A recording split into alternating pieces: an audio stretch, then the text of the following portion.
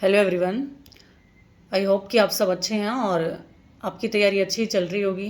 मेरी तैयारी में तो पता नहीं किसने नज़र लगाई है। और नज़र तो खैर कोई नहीं लगाता, ये तो बोलने की बात है। लाइफ में बहुत सारी चीज़ें अनप्रेडिक्टेबल होती हैं और मेरे साथ तो हमेशा से ही होती आ रही है। और मुझे एक्सपीरियंस भी है कि कैसे इनको टैकल करना है। लेकिन अभी इस बार मुझे नहीं पता कि will I be tackle it और नॉट, क्योंकि ये बहुत नई चीज़ है। एक तो आज आईबी का रिज़ल्ट आया, तो आईबी के रिज़ल्ट में मेरा क्लियर हो गया था। तो जैसे ही उसका रिज़ल्ट का न्यूज़ सुना तो बहुत खुशी हुई, लेकिन वो खुशी काफ़ी बड़ी सैडनेस में कन्वर्ट हो गई, क्योंकि तुरंत बाद मेरे ट्रेनिंग के ऑर्डर्स आए। अभी मैं डेपुटेशन बेसिस पे एक सब पोस्ट ऑफिस में पोस्टेड थे। अभी हमें जो साउथ इंडिया में पोस्टेड हैं उनको ऐसे number wise batch wise Mysore Karnataka में ट्रेनिंग के लिए जाना होता है। तो आज मेरा और मेरी फ्रेंड का ट्रेनिंग का ऑर्डर आया। काफ़ी टाइम से वो ऐसे बोल रहे थे कि मैम आपको ट्रेनिंग पे जाना होगा, और मैं उनको ऐसे डिले कर रही थी उस चीज़ को कि सर मेरा अभी मेंस का एग्ज़ाम है, बस मेरे को आप जनवरी तक रिलैक्सेशन दे दो, उसके बाद आप भेज देना। बट आई डोंट नो क्या हुआ आज, एकदम से they are sending us forcefully. मतलब हमसे आज पूछा भी नहीं गया कि आपको भेज रहे हैं, आर यू कंफर्टेबल, और कोई इमरजेंसी तो नहीं है। ऐसा कुछ नहीं पूछा गया। उन्होंने डायरेक्टली हमें ऑफिस से रिलीव करने का ऑर्डर दिया और ऐसा बोला कि कल से ट्रेनिंग पे जाना है। अभी एक दिन से आप, और कितने दिन के लिए जाना है ट्रेनिंग पे? नेक्स्ट 8 वीक्स के लिए। मान के चलो हम 20 जनवरी से पहले नहीं आने वाले वापस। और मेंस तक टाइम कितना है? जनवरी तक का ही है ना। एक एवरेज गैस लेके चले तो जनवरी एंड या फरवरी के फर्स्ट वीक में मेंस हो जाएगा। तो मेरा तो सारा टाइम गया। अब पता नहीं अब आगे क्या होगा। जितना भी सीनियर्स ने बताया है उन्होंने यही बोला है कि वहाँ पे बहुत टाइट शेड्यूल रहता है। मॉर्निंग में आपको पीटी योगा एक्सरसाइज के लिए बुलाते हैं, फिर कंटिन्यूसली 4:30 तक क्लासेस रहती हैं। वही 8 आवर्स की क्लासेस रहती हैं, जैसे 8 आवर्स की ड्यूटी है, क्योंकि आपको सैलरी भी मिल रही है ना। तो आपसे क्या तो काम लिया जाएगा या आपको कुछ ना कुछ इंडक्शन ट्रेनिंग के थ्रू कुछ सिखाया जाएगा। मीन्स आपको वो ऑफिशियल वर्क में एंगेज तो रखेंगे। और उसके बाद फिर से इवनिंग में फिर से पीटी ट्रेनिंग एक्सरसाइज, वो सारी चीज़ें फिर से हैं। आई रियली डोंट नो कि मैं कैसे अपनी पढ़ाई कंप्लीट कर पाऊँगी वहाँ पे। कंप्लीट बोल रही हूँ, कंटिन्यू कर पाऊँगी, दिमाग भी काम नहीं कर रहा है सर एक तो। पर देखते हैं। अभी अच्छा खासा चल रहा था ऑफिस में। ऑफिस से आते ही, एक तो मैं आपको बताऊँ ना कि जितना पढ़ना है ना अभी पढ़ लो। मेरी तरह मत भुगतना कि एक बार पढ़ लिया, इतना घिस घिस के पढ़े हो और फिर एक, ठीक है लेवल 4 की जॉब मिल गई, जो भी मिला भगवान की दया से अच्छा था, आपने चुचकार के ले लिया। लेकिन उसके बाद भी आपको पता है कि आपके अंदर पोटेंशियल है करने का, यू कैन डू इट, तो why should not you use it. एक तो मुझे इतने सारे जो ये मैसेज आते हैं ना कि मैम क्यों सीट वेस्ट कर रहे हो, क्यों CHSL दे रहे हो, क्यों NTPC दे रहे हो, फिर से CGL दे रहे हो। भाई एक बार खुद से पूछ के देखो, क्या आपके घर में आपकी आपकी सिस्टर, आपकी फ्रेंड, अगर आपके घर से 1700 किलोमीटर दूर कहीं पोस्टेड हो, जहाँ उसका कोई रिलेटिव नहीं है, कोई फैमिली मेम्बर नहीं है, वो वहाँ पे कैसे सरवाइव कर रही है ना।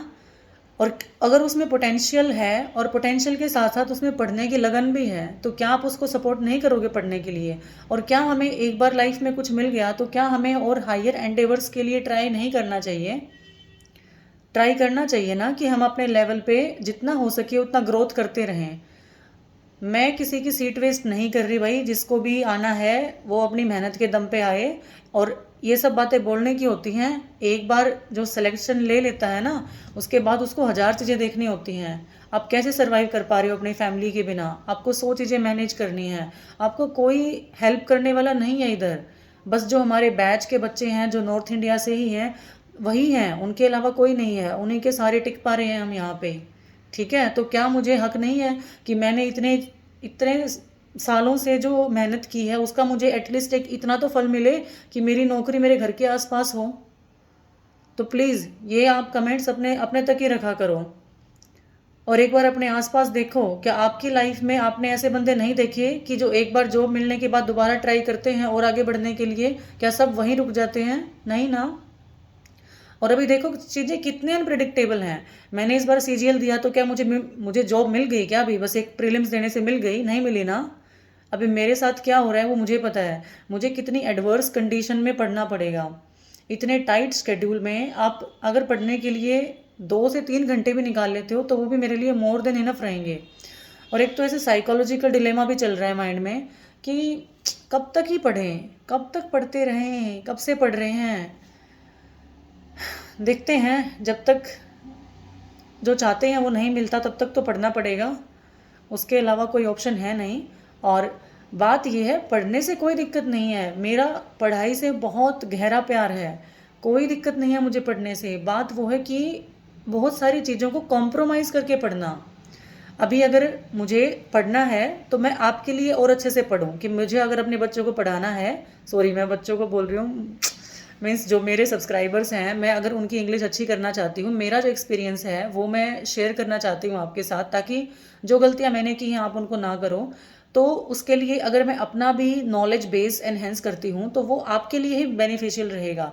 तो मैं उस चीज़ के लिए और ज़्यादा पढूं, है ना, अपने आप को उस चीज़ में और बेहतर बनाऊं, मास्टरी लें उस चीज़ में, ताकि जो मेरे स्टूडेंट्स हैं उनको और ज़्यादा बेनिफिट हो। लेकिन मैं कब तक ये छोटी छोटी नौकरियों के लिए पढ़ती रहूं, ये भी एक डिलेमा है। I really want to enjoy that induction training at Mysore, but अभी I don't know will I be able to enjoy it और नॉट। मेरे माइंड में हमेशा यही चलता रहेगा क्लास में भी, कि मेरा मेंस है, मेरा पेपर है, मुझे पढ़ना है, मुझे पढ़ना है, मैं कब पढ़ूंगी, कब ये क्लास ओवर होगी, कब मैं यहाँ से निकलूंगी। और उसके बाद भी इमोशनल सिकनेस भी होती है कि आप एक तो फैमिली से इतना दूर हो। मैं 1 महीना पहला घर जाके आई थी, तो वो अब तक वो मतलब घर की यादें तो रिफ्रेशिंग रहती हैं कि नहीं, घर ही जाना है, यहाँ नहीं रहना। तो भाई मैं तो बस अपना ही शेयर कर रही थी कि मुझे नहीं पता, मैं जो ये व्लॉग्स क्रिएट कर रही हूँ डे वाइज, अब तक ये स्मूथली चल रहा था सब कुछ, जैसी भी सिचुएशन थी I could manage it. But I don't no कि वो कंटिन्यू हो पाएगा या नहीं। और मैंने जितने भी प्रोमिस किए थे कि मैं सीजीएल के लिए टेस्ट सीरीज़ निकाल रही हूँ, अभी मैं आईबी के लिए भी प्लान कर रही थी, क्योंकि मैंने सुप्रीम कोर्ट का एग्ज़ाम दिया था, वहाँ पर मैंने मेन्स का क्या बोलते हैं इंग्लिश का डिस्क्रिप्टिव पेपर किया हुआ है। तो और सिर्फ वही नहीं, मैंने पहले ACIO फिर से बोल रही हूँ मैं, क्या पेपर होता है वो, एक CAPF-AC का, वहाँ पे भी प्रिपेयर किया हुआ है। तो आई थिंक मैं आपको बेटर मटेरियल या फिर बेटर गाइडेंस प्रोवाइड कर पाऊँगी आईबी के लिए, अगर मुझे टाइम मिला तो। ठीक है, और कोशिश करूँगी मैं पूरी कि जितने भी प्रोमिस किए हैं, जो भी टेस्ट सीरीज़ कंटिन्यूटी में हैं, वो सब रहें। और मेरा दिमाग तो सच में काम नहीं कर रहा है, तो आप पढ़ते रहो। और मेरी तरफ से अगर आप इस वीडियो से कुछ सीख सकते हो तो वो ये है कि जी जान लगा दो अभी पढ़ने में। ठीक है, एक बार कोई छोटी मोटी नौकरी लेके बहुत दूर अपने घर से जाना बहुत बड़ा डेंजरस काम है सच में। तो छोड़ दो इन सब चीज़ों को, जो भी आपका टाइम वेस्ट होता है, जहाँ पे भी आप ऐसा ऐसा सोचते हो कि नहीं थोड़ी देर एंटरटेनमेंट कर लेता हूँ, भाई पूरा टाइम पढ़ने पे दो। बस अपना फैमिली टाइम निकालो, थोड़ा फ्रेंड्स का टाइम निकालो, और बाकी पढ़ो अच्छे से। Okay, be motivated. Thank you, and I will try my best कि मैं पढ़ पाऊँ, और आपके लिए जो सीरीज़ है वो कंटिन्यू रहें, चाहे उनकी फ्रीक्वेंसी कम हो सकती है बट वो एटलीस्ट कंटिन्यू रहें। Okay, thank you.